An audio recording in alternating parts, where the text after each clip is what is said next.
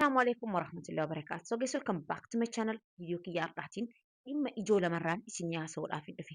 Tokkoffaan dhimma du'a obboleettii teennaa boonitii guyyaa kaleessa kan dhageenye. Inni lammaffaan ammoo umura torbaan darbee as magaalaa Kaayiroo keessatti taateen tokko ta'ee ture. Dhimma sanirraas kaafnee waan irratti haasofnutu jira. Viidiyoo kana qaamaa qalbiidhaan haga xumuraatti akka nu hordoftan kabajaadhaan isin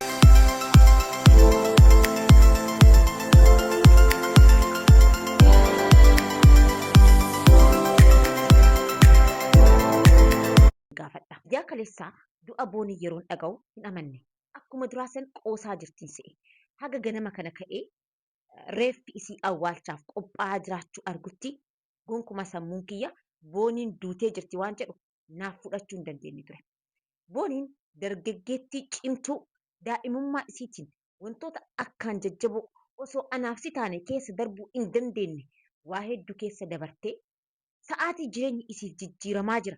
Isiif taraa jira jennee yaannetti intalli tun ufajjiistee arguun keenna hedduu takka nu cabsee akka shamara takkaattis hedduu takka natti dhagahame. Namoonni hedduun waa'ee du'a boonii irratti waa hedduutti yoo quba qaban argina. Mee nuti warra sooshaal miidiyaa sanirraa as deebinee waan silaa nu barsiisuu qaba jenneetiin yaannurraa haa mari'annu. Dhiyeenya kana ijoollee shamarranii dargaggoo hedduu of biraa dhabaatiin hin jira. Taateewwan kunniin maaliif ta'aa jiru kan jedhu qabxiilee ijoo ta'an shan takkaa isiniif kaasaa aga xumura viidiyoo kanaatitti obsaan na caqasaa. Tokkoffaa fi inni duraa dhimma kana keessatti kaasuudha qabnu itti fayyadama sooshaal miidiyaati. Dhugaadha yeroo ammaatti sooshaal miidiyaan bakka biizinasni gurguddaan irratti dalagamu ta'eetiin jira. Garuu ammoo yeroo sooshaal miidiyaa fayyadamuudhaaf hawaasatti gadi baanu jireenyi dhuunfaa kennaa fi sooshaal miidiyaan akka nu harkaa waliin laaqne maal gochuudha qabna ka jedhu dursa itti yaaduun dirqama. Namoonni tokko tokko jireenya isaanii keessaa wanti nuti hin beekne hin jiru. Waan nyaatan, waan dhugan, bakka taa'an, bakka rafan, akka itti rafan, shaaworii akka itti dhiqatan. Waa'ee jireenya isaanii hunda gadi baasanii sooshaal miidiyaa irratti nutti mul'isu. Gaafa namni isaan qeeqe ammoo maaliif na qeeqe hin jedhamu. Situ itti mul'isee bara. Osoo ati itti mul'isuu baatte hawaasni kun waa'ee jireenya kan keetii maaliif beeka? Hin raagaa? Namni waa'ee jireenya kan keetii lafaa ka'ee cinqama. Namni waan isa cinqu waan istirees isa godhu hedduu qaba. Ufumaa kan keetii jireenya kan kee gadi baaftee sooshaal miidiyaa irratti aftee yoo namni waa sitti dubbate ammoo maaliif nutti dubbatteen hin taatu? Balbala banaa dhiisanii hattuun natti seente hin jedhamu. Akka hattuun sitti hin seenne yoo barbaadde balbala kan kee cufattee bulta.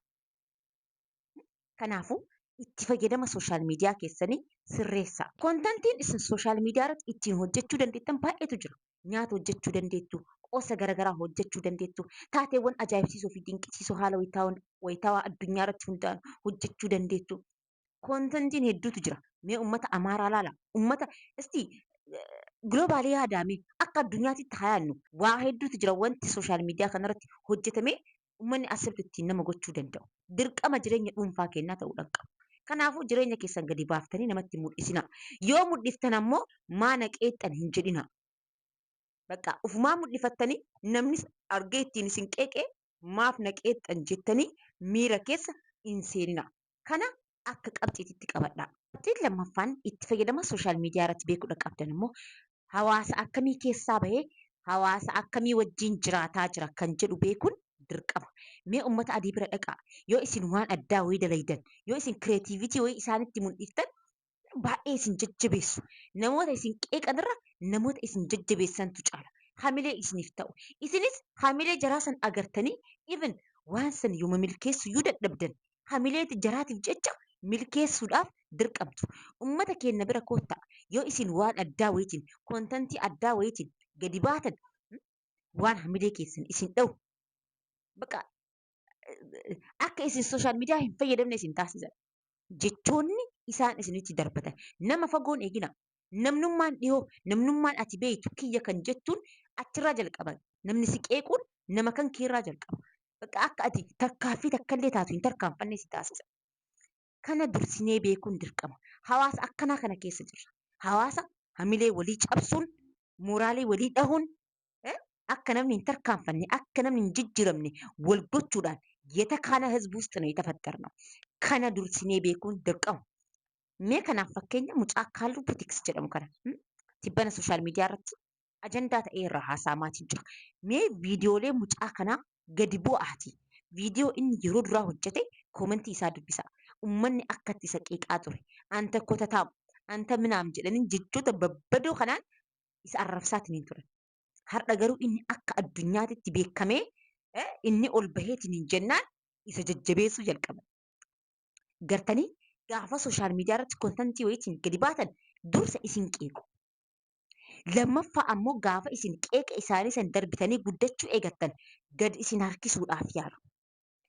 Sadaffaa ammoo gaafa harkisaa isaanii san bira tartanii jabaattanii ol baatan gaafa san isin jajjabeessa. Akka nama isin cinaa tureetitti akti gochuudhaaf yaalu. Gaafa guddattanii keessan argan jechuudha. Kanaafuu sooshaal miidiyaa irratti yeroo baatan kana dursitanii ofitti himuun dirqama. Hawaasa akkanaa kana keessaa bahee jechoonni babbadoon natti darbamuudha deemu kan jedhu sammuu keessanitti himuun dirqama. Qabxiin sadaffaan dhimma of ajjechaa shamarran keenyaa tibbana sooshaal miidiyaa irratti argaa jiruutiin wal qabatee beekuudha qabdan ammoo bakka namni hundinuu akka waan rakkoo hin qabnee fi isin qofti rakkoo qabdaniititti hin ilaalina obboleewwanti. Ilmi namaa waan dhiqatee uffatee bareedee gadi baheef qofa rakkoo hin qabu. Namni hundinuu jireenya nagaa jiraataa jira. Ana qofatu yaaddaa jiran jedhina obboleewwanti. Wallaahi nu hundinuu waan nu cinqu, waan istirees nu godhu waa hedduu qaba. Namoonni hedduun na gaafattuumi akkoo maaliif akkana qal'attaa? Maaliif huqqattaa naan jettaniimi? Obboleewwanti nyaataa miti. Yaadatu na huqqise. Ani akka nama dhuunfaa kiyyaatti waa hedduu waan na yaachisu. Kan namatti himadhu. Kan namatti immoo hin himanne. Kan anaaf rabbiin qofti beenu. Wanti keessa kiyyatti istirees na godhu. Wanti keessa kiyya na dhukkubsu waa hedduutu jira. Garuu ammoo akkuma agartan kana dhiqadhee uffadhee bareedee bakka akka nama wanti hundi guutee fi istireesii tokko malee jiraataa jiruutitti of mul'isa. Akkas ta'uudha qaba waan ta'eef. Kanaafuu yeroo isin cinqamtan yeroo keessa keessanitti wanti tokko isiniif ta'uu dhabee isiniif milkaa'uu dhabee cinqamtan yoo namni ammoo uffatee dhiqatee tiiktookii irratti sooshaal miidiyaa irratti argitan bakka anuma qofatu yaada qaba. Ilmi namaa yaada hin qabu. Ilmi namaa wanti hundinuu guutee fi jiraataa jira jettanii istireesii akkanaa kana keessa hin seenina. Numartinuu hin fakkeessina malee waan nu dhukkubsitu jira. Numartinuu hin fakkeessina malee dhibee keessa keenyaa wayii qabna. Kan nuuf rabbiin qofti beenu. Namoonni hedduun kan ammatti tarkaaffii akkanaa kana ofirratti akka fudhatan isaan taasisaa jiru kana. Bakka namni hundinuu guutee fi jiraataa jira. Ani qofti maaliif fatanama? Yaa Rabbi maaliif ana qofa sadarkaan jireenya keenyaa garaagarummaa haa qabaatu malee hundi keenyaa waan nu dhiphisu waan nu yaachisu qabna. Garuu ammoo dhibee ofii qormaata nama mudate gaafa keessa jiran osoo hin taane gaafa darban dubbatanii beekaa. Kanaafuu yeroo wayii wanti ammatti istireesii isinitti fakkaate isin cinqaatiin jiru gaafa wayii seenaa ta'ee itti kolfuun keessan ni oolu waan ta'eef haga guyyaan sun geettutti obsa qabaadhaa. Uf ajjeesuun rakkoo keessan yookiin istireesii isin keessa jirtan keessaa bahuudhaaf furmaatan ta'u.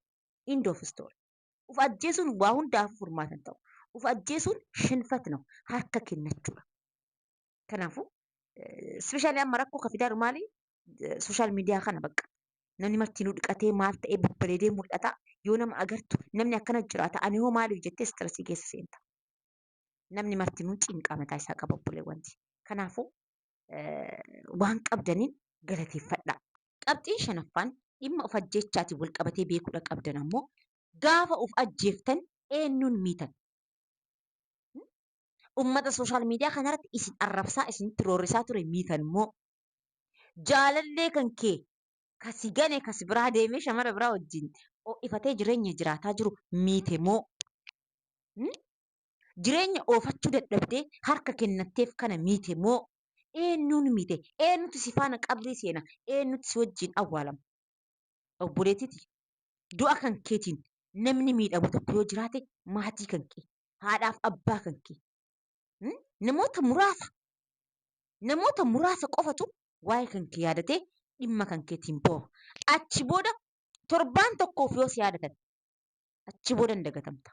Akkuma qananii addunyaa gaafa qananiin duute sooshaal miidiyaan kun girrisee iyyee maraatee amma eenyutu si yaadataa jira. Namni tokkollee hunduu bittinnaa'ee jireenya ofii jiraataa jira obboleewwan. Namni waa'ee isiitiin miidhamee ammallee bu'aa jiru yoo jiraate haadhaaf abbaa isii obboleewwan isiiti kanuma.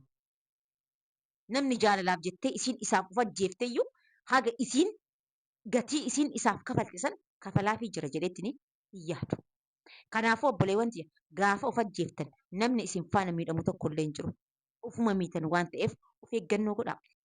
Qabxiin jahaffaan dhimma of ajjeechaatiin wal qabatee beekuudha qabdan ammoo namoonni hedduun yeroo of ajjeesan wanti isaan barreessan tokko yoo jiraate du'eetiin hin boqadha. Yoo duutan hin boqattan eenyu isin hin jedhe. Amantaa kam irratti barreeffame? Mee natti mul'isaa? Islaamummaa irratti moo amantaa kiristaanummaa irratti immoo amantaa kamirratti ilmi namaa of ajjeesee boqata isin hin jedhe? እንዴት ነው በዚህ ደረጃ ከሃይማኖታችሁ የራቃችሁት? akkamitti sadarkaa kanaan amantaa keessan irraa fagaattan? Akkamitti waan amantaan keessan jedhu dubbisuu dadhabdan? Yoo dubbisuu hin dandeenye atleast sooshaal miidiyaa irratti dhageettanii hin beeytani? Yoo waan amantaa ta'u bira dabarsitan, yoo waan qoosaa fi kolfaa ta'u gad dhaabattanii dhageettan rakkoon kana bara. Malee waa'ee jireenya du'aan booda jiru wanti dubbatame wanti haasa'ame takka jireenya keessan keessatti dhuftee hin beektu hin jedhamu. Dhuftee jirti. Garuu isin dhaga'uudhaaf hayyamamoo miti. Keerii kam hojjettanii achi deemtanii boqachuu deemtan? Indee namni inkaan jireenya akiraatii miti bara qormaatayyuu yoo ittiin qophaa'in yoo hin qo'atiin bara hin kufa jedhee sodaata. Ministirri yoo qormaatamuudhaa deemtu bara yeroo meeqa qo'attee irra deebitee qo'attee yeroo meeqa itti deddeebiftee dubbisaa baatetu hin sodaatta. Adamma indee rabbiinumaa sodaachuu dadhabdan isin. Gooftaa keessan kan isin kalaqe kan isin uume maaf sodaachuu dadhabdan? Hojii keerii kam qabattanii achitti hidhattanii boqachuudhaaf jarjartan? Keerii kamtu isin boqachiisa? Keerii kam qabdan? Keerii kam dalaydan? Inkwaan inyaa አይደለንም warra hamiidhaan warra salaata didaan warra waan rabbiin isa eemare didee falmaa jiraatu kanaa miti bara sahaabonni warri kaleessa islaamummaadhaaf umrii isaanii hunda jiraatanii bara rabbiin wal arguu hin sodaatu bara. Akiraan wal arguu hin sodaatu bara. ከአላህ ይተናነሳሉ እኮ ይፈራሉ፣ ይንቀጠቀጣሉ። ዋይ አኪራ yoo itti haasa'an sadarkaa kanatti lubbuun keenya onneen keenya dhagaa ta'e. Mee asumatti dhaamsa takkan isinii dhaama obboleewwanti. Yoo onneen teessan akkanatti dhagaa isinitti taatu tana seenaati waa'ee akiraa yuutuubii irra ni jira. Seenaaleen sahaabotaa jira. Waa'een jireenya tanaan booda nu eeggatu jira. Waa'een adabbii tanaan booda nu eeggatu jira. Yooma arabiffallee dubbisuu dadhabdan በአማርኛ በኦሮምኛ ተተርጉሞ አለ። ሴናቲ daawwadhaa. Yeroo waan akkasiisan agartan onneen teessan akkana dhagaa isin taatetun bishaan isiniif taati. Rabbiin hunda kennaafuu haa laaffisu.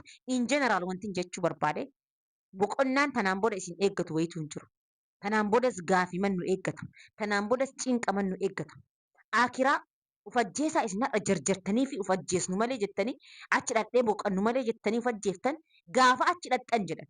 Sakandii takkaaf osoo addunyaa sanirra jiraadhe osoo beelaa osoo rakkataa osoo cinqamaa waan fedhe ta'a fuulli namaa nagarafaa addunyaa sanirra jiraadhe jettanii hawwitu jedhan. Gaafa akiraa san gadi buutan cinqaan qabrii sun hedduudha. በዚህ ደረጃ በራሳችሁ በነፍሳችሁ አትጨክኑ። ኦኔ keessanillee dhagaan godhina. Keerii wayitu dalagannee lafaan qabnu rabbiin nama keerii dalagatu nu haa taasisu.